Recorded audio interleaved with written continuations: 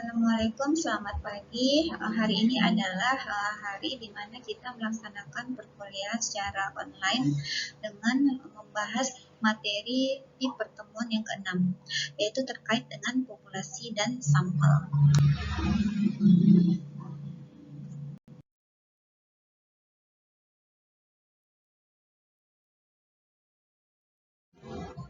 Nah, apa yang dimaksud dengan populasi? Populasi itu adalah generalisasi asal muasal dari pengambilan sampel. Ya, jadi kalau ada sampel maka haruslah ada populasinya. Nah, populasi itu bisa berupa dalam bentuk kuantitas, bisa juga dalam bentuk karakteristik. Nah, kuantitas erat kaitannya dengan jumlah, karakteristik erat kaitannya dengan karakterisasi, ciri khas, sifat, ataupun yang lain-lain ya, yang terkait dengan apa yang mau kita teliti. Jadi, populasi itu bisa merupakan kuantitasnya, bisa juga merupakan karakteristiknya. Nah, ini ada contoh, seandainya kita mau melakukan penelitian di suatu perusahaan X, maka perusahaan X pastinya mempunyai objek dan subjek sebagai populasi. Dalam hal ini, objek dan subjek itu memiliki kuantitas dan memiliki karakteristik jika kita mau meneliti terkait dengan orang-orangnya. Dengan sampel, ada kata sampel. Sampel adalah bagian dari jumlah atau karakteristik yang dimiliki oleh populasi tersebut ya. Bagian dari jumlah dan karakteristik yang dimiliki oleh populasi. Nah, sampel yang diambil harus betul-betul representatif. Artinya, sampel tersebut diambil tidak secara sembarang, tetapi diambil secara memiliki makna representatif ya. Tahu arti kata representatif? Setiap yang ada di populasi maka ada wakilnya di sampel. Seandainya di populasi itu ada 4 karakteristik dari beberapa orang, nah kita ambil orang-orang dari populasi tersebut yang punya sifat mewakili, yang punya sifat yang representatif bersumber dari populasi tersebut. Teknik sampling ini yang perlu diketahui sebagai seorang peneliti ada dua. Yang pertama probability sampling, probable ya, probabilitas. Yang kedua non-probability sampling. Nah, probability sampling ini dibagi lagi menjadi beberapa bagian. Yang pertama sample random sampling. Yang kedua, proportionate random sampling. Yang ketiga, disproportionate stratified random sampling. Nah, yang keempat, area, berarti ini terkait dengan wilayah ya. Area cluster sampling, sampling menurut daerah. Nah, untuk yang berikutnya yaitu non-probability sampling ada terbagi lagi menjadi beberapa bagian. Yang pertama, sampling sistematis. Yang kedua, sampling kuota. Yang ketiga, sampling insidental. Yang keempat, purposive sampling. Yang kelima, sampling jenuh. Yang keenam, snowball sampling. Snowball artinya bola salju. Nah, yang ketujuh ada yang namanya sensus. Oke, nanti kita bahas satu persatu ya. Dengan simple random sampling, yaitu pengambilan anggota sampel dari populasi dilakukan secara acak tanpa memperhatikan strata yang ada di dalam populasi ya. Ada kata random, ada kata acak, tetapi masih merupakan wakil yang representatif, artinya tidak bersumber dari populasi yang lain. Contohnya, ini ada gambar ya, populasi homogen atau relatif homogen. Ya, diambil secara random. Nah, sampel yang diambil itu adalah sampel yang representatif. Misalnya karakteristiknya hampir-hampir sama semua. Jadi kita bisa ambil sampel itu secara random ya. Nah, inilah yang termasuk pengambilan sampelnya berupa simple random sampling. Berikutnya ada yang namanya proportionate stratified random sampling ya. Di sini ada beberapa warna yang bisa kalian lihat. Ada warna hijau, ada warna biru, warna coklat ya, dan warna yang lainnya, tetapi bukan merupakan sifat yang homogen. Ini kalau dikatakan dia sifatnya hampir heterogen ya, punya beberapa bagian. Seandainya di populasi tersebut adalah latar belakang pendidikan.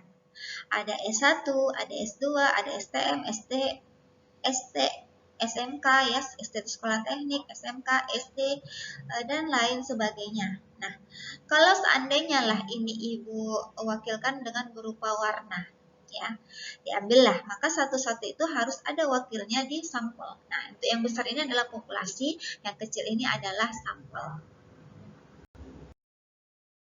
Dengan disproportionate stratified random sampling.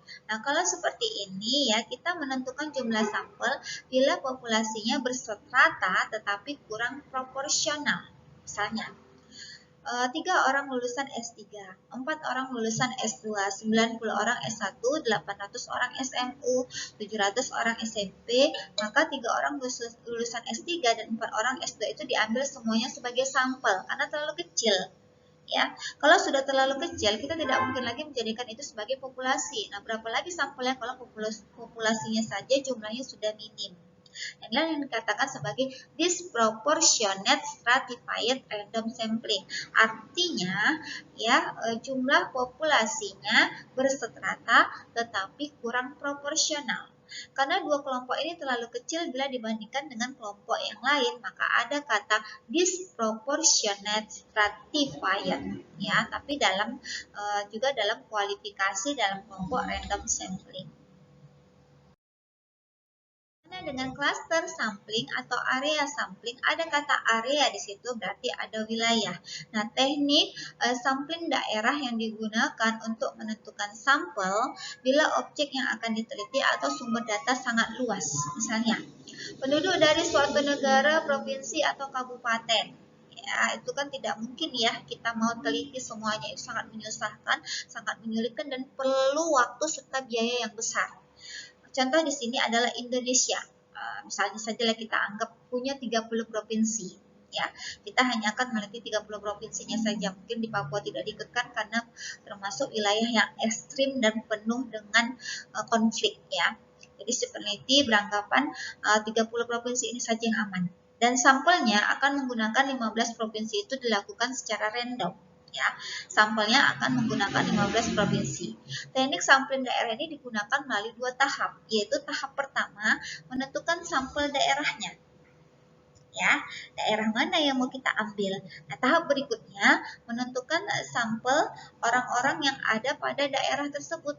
Ya, secara sampling juga. Jadi ada 2 tahapannya. Wilayah tadi yang begitu luas, kita tentukan wilayah mana saja mau kita ambil sebagai sampel. Setelah wilayah dapat, kita tentukan lagi orang-orang yang mana saja yang terdapat di wilayah-wilayah yang sudah kita jadikan sampel, nah yang akan kita jadikan sebagai sampel juga. Jadi di sini ada 2 tahapan, menentukan daerahnya, lanjut menentukan orang-orangnya. Jadi ini yang disebut dengan cluster sampling atau area sampling.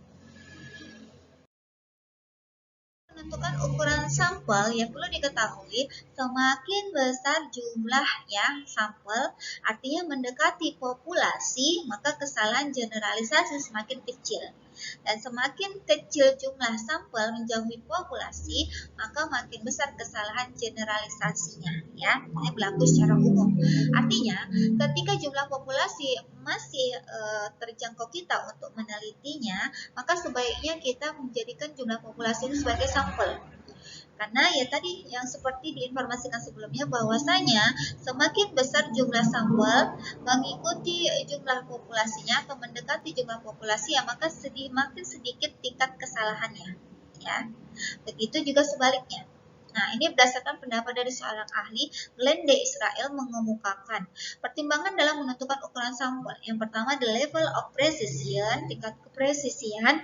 Yang kedua, the confidence level atau tingkat kepercayaan. Yang ketiga, the degree of variability, derajat variabilitas. Ya, jadi ada 3 ini yang perlu dipertimbangkan ketika seorang peneliti mau menentukan ukuran sampel yang dia mau gunakan di dalam penelitiannya. Masuk ke pembahasan berikutnya, yaitu non-probability sampling. Di sini salah satunya adalah sampling sistematis. Kenapa dikatakan sistem? Pasti ada urutannya, pasti ada aturannya. Nah, teknik pengambilan sampel berdasarkan urutan dari anggota populasi yang telah diberi nomor urut.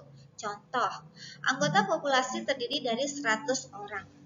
Dari semua anggota itu diberi nomor urut, yaitu nomor 1 sampai nomor 100. Nah, pengambilan sampel dapat dilakukan dengan mengambil nomor ganjil saja, atau genap saja, atau kelipatan dari bilangan tertentu. Boleh ya sistemnya seperti itu. Misalnya, kelipatan dari bilangan 5. Untuk ini maka si peneliti akan mengambil sampel dengan nomor mulai dari 1, kemudian loncat ke 5, kemudian 10, 15, 20 dan seterusnya sampai berhenti di 100 ya.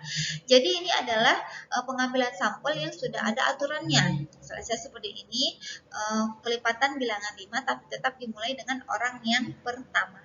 Jadi yang tidak termasuk dengan kelipatan 5 maka mereka dikeluarkan dari sampel, dari anggota sampel dan dikelompokkan menjadi anggota dari luar sampel atau non anggota sampel.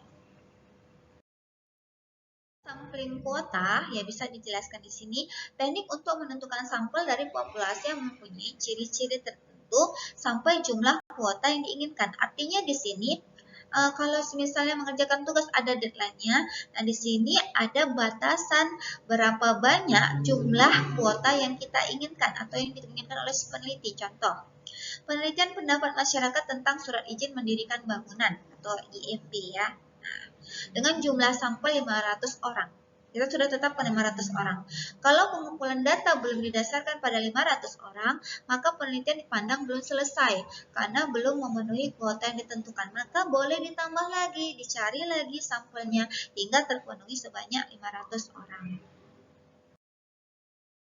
Maksud dengan sampling insidental. Sampling insidental adalah teknik penentuan sampel berdasarkan kebetulan. Ya, kebetulan insiden. Kejadiannya insiden ya, insiden sekali, tiba-tiba insiden ya. Kalau di sini pun dia kebetulan. Ya, secara insiden, secara tiba-tiba. Nah, kalau samplingnya pun pengertian tidak jauh berbeda dengan yang tadi ya, karena ada kata insiden di situ, berarti sampelnya itu diambil secara kebetulan. Ya, misalnya seorang ingin meneliti customer dari suatu toko yang menjual produk kosmetik. Nah, dia sengaja berdiri di toko tersebut, kemudian ketika orang membeli kosmetik, maka dia akan menjadikan si pembeli atau customer tersebut sebagai sampelnya. Tanpa dia pikirkan sebelumnya, oh saya meneliti, ya tidak ya. Jadi setiap dia melihat orang yang membeli produk kosmetik tersebut, maka dia jadikan sebagai sampel. Nah, inilah yang disebut dengan sampling insidental. Sampling purposif. Nah, kalau sampling purposif berdasarkan terhadap pertimbangan tertentu, tidak tiba-tiba, tidak mendadak ya. Jadi samplingnya itu kita pikirkan, oh kita mau meneliti yang ini, maka kita harus mencari orang-orang yang ahli tentang tema dari penelitian yang mau kita teliti. Contohnya, seorang akan melakukan penelitian tentang kualitas makanan, maka sampel sumber datanya adalah orang yang ahli makanan. Atau penelitian tentang kondisi politik, maka sumber datanya adalah orang yang ahli politik. Nah, sampel ini lebih cocok untuk penelitian yang sifatnya kualitatif ya, karena kualitatif itu cenderung kita menggali, menimba, mencoba untuk memunculkan informasi yang sebelumnya tidak muncul, ya, yang tidak diketahui oleh orang lain. Nah, ini tugas kita sebagai peneliti untuk memiliki keahlian mencari sumber informasi dari narasumber atau responden yang mau kita tanyai terkait dengan informasi yang mau kita jelaskan di penelitian kita. Dengan sampel jenuh atau sampling jenuh. Nah, sampling jenuh itu adalah ketika suatu sampel sudah di batas maksimum. Ya, sudah di batas maksimum, kemudian kita tambah lagi, oh ini kurang banyak, kita tambah lagi, sebenarnya sudah cukup dengan batas maksimum ini, dengan informasi yang diberikan sudah cukup, tapi mau kita tambah lagi terus, itu tidak akan berpengaruh apa-apa, karena si sampling tadi sudah di batas maksimum, dan informasi yang sudah didapatkan sudah jelas ya, ketika kita mau tambah lagi, itu tidak akan mengubah apapun. Ya, jadi ini yang dinamakan sebagai sampling jenuh. Sampling, snowball itu adalah bola salju. Ya, ibaratnya seperti bola salju yang kita gelindingkan, awalnya kecil, lama-lama dia turun, menuruni ya, sampai dia menggulung semua salju yang ada di permukaan, baik itu jalan ataupun bukit ya. Nah, itu akan semakin membesar. Nah, begitu juga dengan sampling, dengan istilah snowball sampling ini ya. Pertama-tama kita pilih dalam jumlah yang minim, 1 atau 2 orang. Kita gali informasinya. Tapi kemudian ketika dirasa belum lengkap terhadap data yang diberikan, maka mencari orang lain yang dipandang lebih tahu dalam melengkapi data yang diberikan oleh 2 orang yang sebelumnya.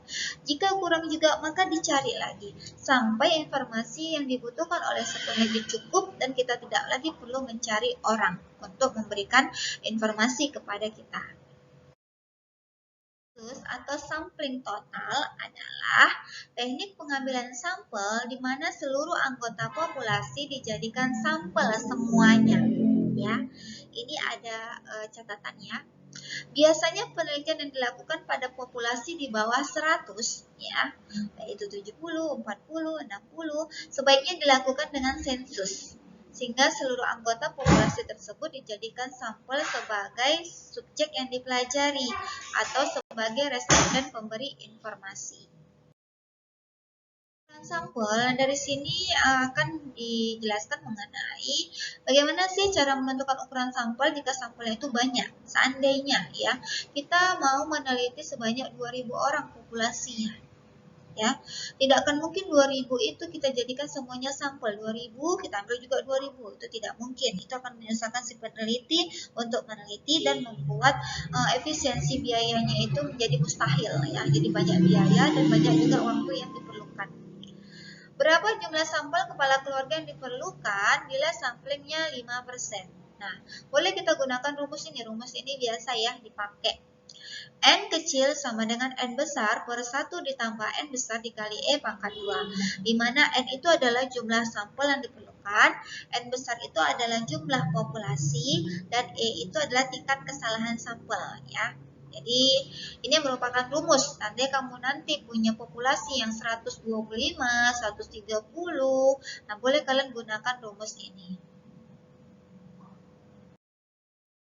Soal ya, seperti ini. Penelitian yang akan dilakukan pada suatu kelompok masyarakat dengan jumlah kepala keluarga 2000. Nah, kita tetapkan 2000 apa di kepala kita? Apakah si populasi atau si sampel atau yang lain-lain ya? Kemudian lanjut kalimat berikutnya.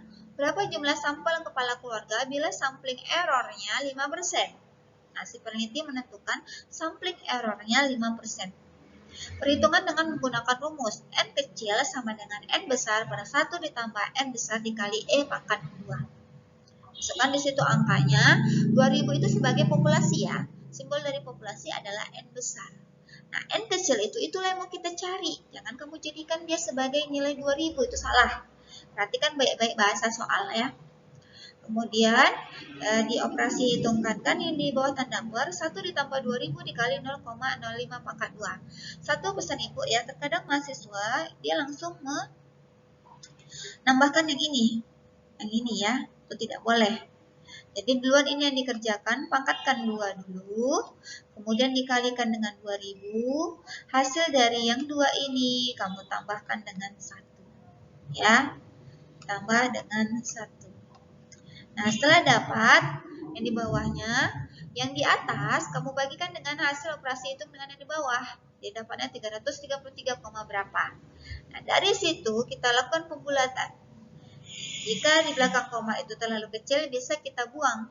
Jika bisa kita genapkan satu angka, kita masukkan ke angka yang di depannya, misalnya kesatuannya. Contohnya ini adalah hasil pembulatan, yaitu 333 orang. Jadi kalau ada suatu penelitian di mana populasinya ada sebesar 2000 orang, maka sampel yang bisa kita ambil dengan menggunakan rumus adalah sebesar 333 orang. Bella sampai di sini dulu ya pertemuan kita hari ini, pembahasan Ibu yang bisa Ibu sampaikan di materi pertemuan 6. Untuk tugas ya, kalian bisa lihat di e-learning dan materi juga ada yang Ibu share di e-learning. Oke, Ibu akhiri dengan mengucapkan Assalamualaikum, selamat pagi.